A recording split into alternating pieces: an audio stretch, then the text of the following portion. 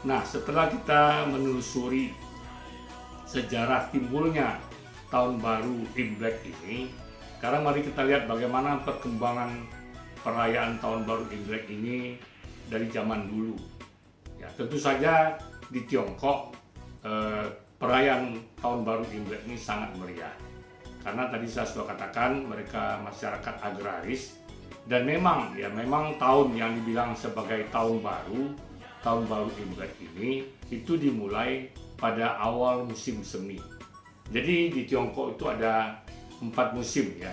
Negara subtropis itu ada 4 musim. Yang pertama adalah musim, kalau orang kita mulai dari musim panas ya. Musim panas, kemudian musim panas, musim gugur, ya, kemudian musim dingin dan musim semi. Nah, Imlek ini adalah awal dari musim semi.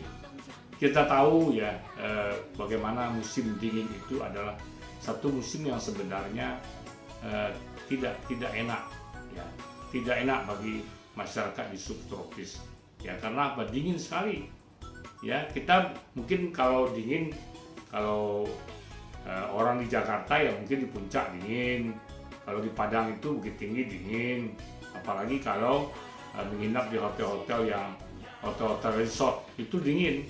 Tetapi dingin di negara subtropis ketika musim dingin nggak bisa kita bayangkan, kecuali kita alami sendiri. Nah, kalau kita lihat di TV sekarang, di Tiongkok itu ada daerah yang sampai minus 30 derajat, bayangkan. Ya, di kulkas saja, ya, di lemari es saja, itu di bawah min 3 derajat, di bawah 0 saja, itu sudah membeku air, apalagi min 30. Ya, Anda bisa bayangkan betapa dinginnya. Nah, jadi ketika musim dingin ini berakhir, musim dingin ini dianggap suram, gelap, tidak menyenangkan. Nah, ketika terjadi awal musim semi, panas dingin sudah berkurang, matahari mulai keluar, bersinar cerah, dan kemudian muncullah tumbuh-tumbuhan bunga. Ya, bunga yang paling pertama tumbuh itu adalah bunga Mei, yang kita sebut mehua. Itu sebenarnya adalah bunga persik. Ya, itu adalah bunga yang paling pertama muncul di awal musim semi. Nah, awal musim semi inilah kemudian yang dirayakan sebagai tahun baru Imlek. Ya, sehingga sering juga di Tiongkok disebut bahwa tahun baru Imlek itu adalah awal pesta musim semi, ya. Jadi mulai bunga-bunga mehua mulai keluar, bunga-bunga yang lain juga demikian. Walaupun konon katanya puncak banyaknya bunga mehua ini kalau kita mau lihat, kalau kita mau pergi tur, tapi sekarang jangan pikir tur dulu lah ya, karena kita masih dalam pandemi COVID, ya.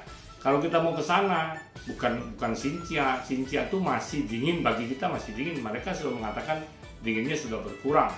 Tetapi puncak dari mekarnya bunga mehua itu sekitar bulan Maret dan bulan April.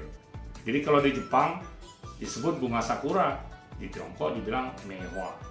Ya, nah itulah sebenarnya asal mula orang merayakan tahun baru Imlek.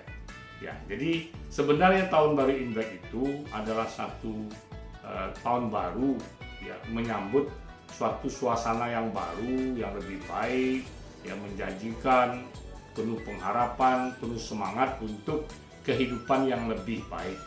Nah, ini jangan pernah dilupakan, ya. Nah, sekarang mari kita lihat bagaimana perkembangan perayaan tahun baru Imlek ini dari masa ke masa, ya.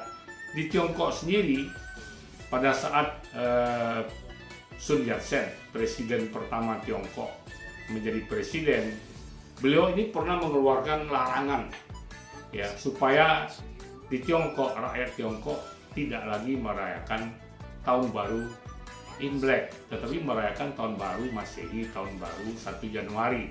Alasannya apa? Jepang sudah lebih dulu. Jadi Jepang ini memang tahun barunya mengambil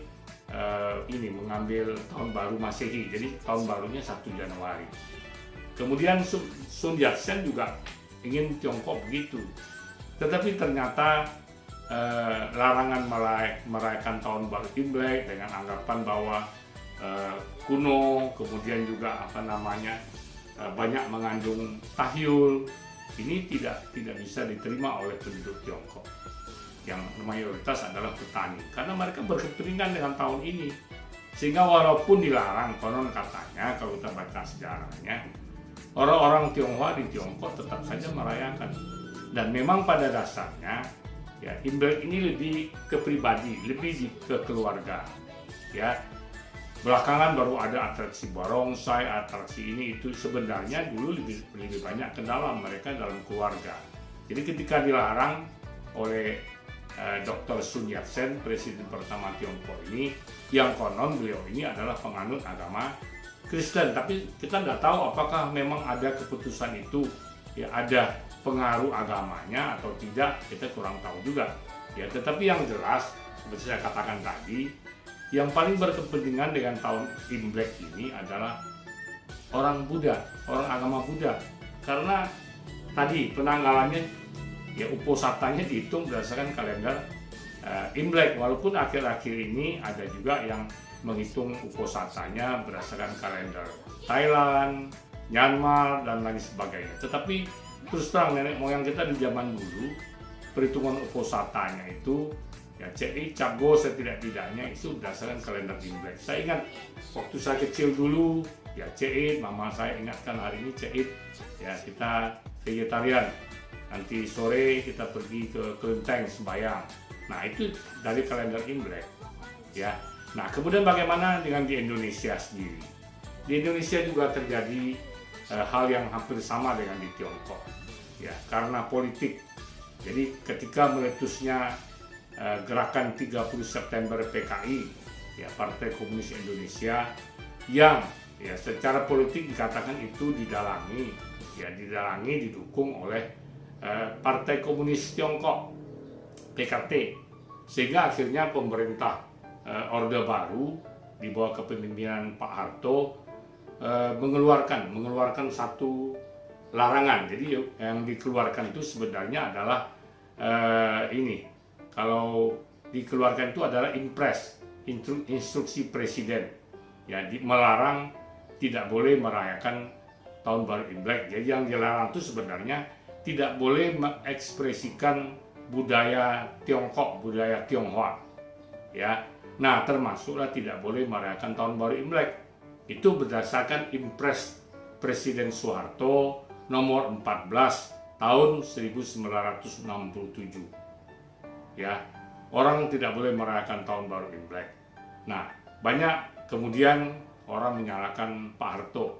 Tetapi sebenarnya kalau kita pelajari dari sejarah, ya Pak Harto dapat ide itu justru dari orang Tionghoa sendiri. Ya saya tidak usah sebut namanya karena kita bukan bahas politik. Ya itu ada orang Tionghoa yang mencari kedekatan dengan penguasa Orde Baru, kemudian membisikkan Pak Harto. Dulu ada istilahnya asimilasi. Ya, asimilasi ini supaya bagaimana orang Tionghoa itu bisa menyatu dengan orang-orang pribumi. Ya, istilah pribumi kan kita tidak pakai lagi. Ya, nah salah satu caranya adalah supaya budaya-budaya Tionghoa ini dilarang. Nah ini merupakan satu bencana, terutama bagi yang beragama Buddha. Karena tadi saya mengatakan, ya agama Buddha dan kebudayaan peradaban Tiongkok ini sudah berakulturasi ribuan tahun, ya sehingga termasuk larangan tidak boleh merayakan Imlek, ya kelenteng-kelenteng tidak boleh memasang tulilen-tulilen tulisan-tulisan aksara Tionghoa, aksara Mandarin, tidak boleh. Nah, tapi sebenarnya ini bukan ide Pak Harto, tetapi ada beberapa orang Tionghoa yang mencari kedekatan. Nah, ini kembali politik membisikkan kalau mau asimilasi berhasil, lakukan ini. Nah, Pak Harto ikut. Ya, orang Tionghoa dilarang tidak boleh merayakan tahun baru Imlek. Saya merasakan waktu itu, ketika itu saya baru kelas 4 SD. Ya, Imlek tidak libur, tidak boleh libur. Ya, malah guru-guru saya sendiri, ya, yang mayoritas itu adalah orang-orang Tionghoa sendiri, dengan keras melarang. Ya, kebetulan saya sekolah di sekolah misioner Katolik. Nggak boleh libur. Ya, besok kita ujian, di pas Imlek itu dikasih ujian, nggak boleh libur. Nah, tetapi waktu itu untung saya hidup dalam satu keluarga yang memegang kuat budaya-budaya tradisi Tionghoa ini, sehingga saya tetap libur. Ya, papa saya bilang tetap libur. Ya, oh guru bilang harus buat surat, papa saya hormati. Papa saya buat surat ke guru mengatakan bahwa anak saya hari ini tidak bisa sekolah karena merayakan tahun baru Imlek. Ya, saya bilang sama papa saya, bilang saya sakit, papa saya tidak mau. Nah disitulah saya belajar kejujuran. Papa saya tidak mau, dia bilang enggak, kamu udah sakit, saya tidak mau bilang sakit. Kita merayakan tahun baru Imlek, gurunya izinkan tidak izinkan, yang penting saya minta izin. Ya, terus surat itu dikasih. Ya, walaupun ada ancaman nanti tahun baru Imlek itu, pas satu tahun baru Imlek itu ada ujian. Papa saya bilang biar aja.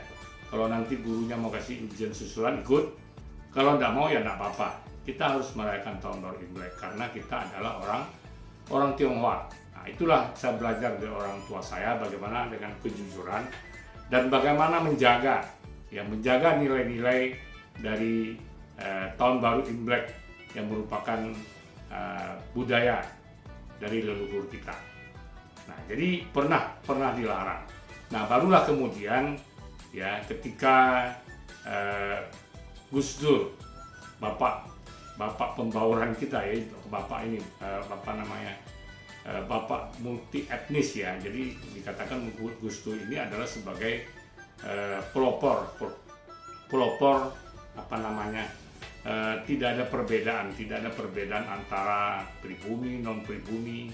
Nah, Gus Dur waktu itu mengeluarkan Kepres nomor 19 tahun 2001, yaitu bunyinya membatalkan impres yang dikeluarkan oleh Pak Harto, sehingga boleh berekspresi lagi, orang Tionghoa boleh mengekspresikan lagi kebudayaannya, mulailah keluar barongsai, naga dan lain sebagainya.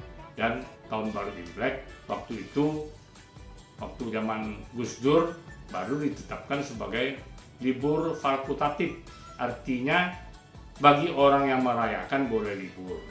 Tetapi kemudian Ibu Megawati, presiden berikutnya, menetapkan bahwa tahun baru Imlek ya boleh lagi dirayakan, ya, sama dengan orang-orang lain juga boleh merayakannya.